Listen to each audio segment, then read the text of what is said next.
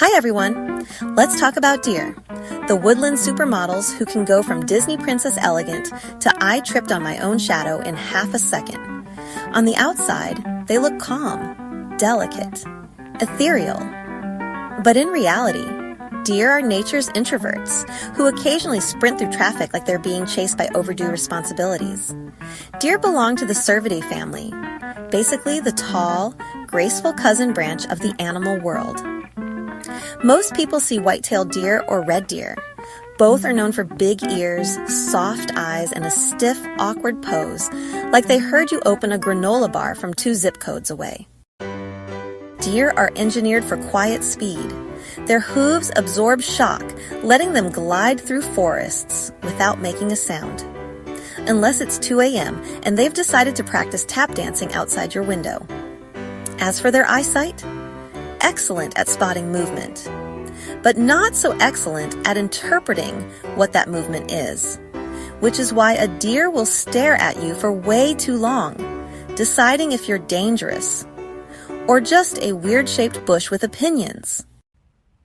Now, what is it about November that flips a switch in deer? As the seasons change, so does their entire vibe, and suddenly the woods feel a lot busier. It's the rut, the deer dating season. Buck hormones go into overdrive, and suddenly every male deer is acting like the lead in a wildlife soap opera. They're pacing, chasing, sniffing, posturing, basically auditioning for the Bachelor Forest Edition. You'll see bucks sparring, antlers clashing like nature's no-helmet wrestling match. You'll see them wandering miles with that intense I have a mission energy. And you'll see them forgetting that roads exist. Because in November, love is greater than logic. This is why deer vehicle collisions spike. It's not that deer don't understand cars. It's that they're too busy thinking, is that a doe? And not, is that a Toyota? Antlers are bone that grow ridiculously fast and fall off every year. Imagine growing a crown, wearing it for a few months, then yeeting it onto the forest floor like, I'm done with this season's look. While they grow, they're covered in velvet, a soft layer filled with nerves and blood vessels. Bucks rub it off on trees when the time comes, kind of like exfoliating. If exfoliating looked like you lost a fight with a bush. Deer famously freeze in headlights. And honestly, same. Their eyes are built for low light. So when a sudden beam hits them, it's like waking up to someone blasting a flashlight directly into your soul. Sometimes they freeze, sometimes they bolt, and sometimes they sprint in a completely illogical direction like north? Nope, more like sideways. This randomness is not personal. It's survival with a dash of chaos. Deer don't talk, but they've got signals. Grunts, snorts, bleats, and the iconic tail flag. When that white tail pops up, it's basically their version of slapping on hazard lights. If the tail goes up, danger. If the tail twitches, uncertainty. And if the tail does that full flagpole raise, translation. Everybody run. I saw a squirrel and I don't like the vibe. Fawns are born in spring, covered in those little white spots that make them look like woodland cupcakes.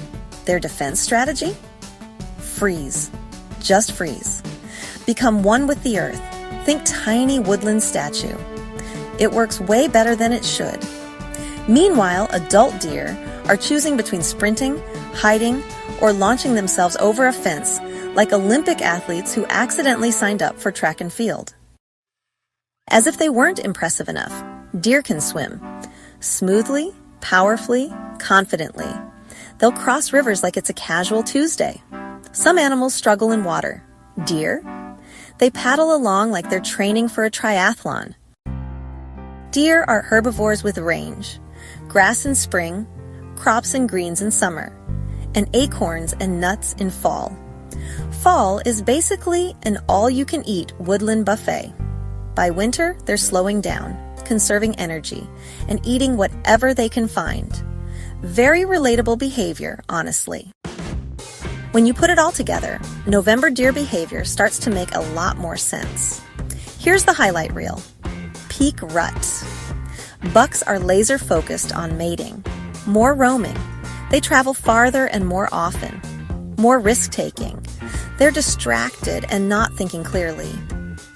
And it's a hormone hurricane. So everything looks like a potential date. In other words, November deer act like they're living inside one long, frantic, late-night text thread and seeing a buck sprint across a field with wild determination. It's simply peak November energy. Watching a deer leap over a fence like it owes someone money, also peak November energy. Honestly, they're just living the fall drama arc that nature assigned them. But by late November and into winter, things settle down. Bucks chill out. Does settle into pregnancy, and the woods get that soft, quiet vibe again.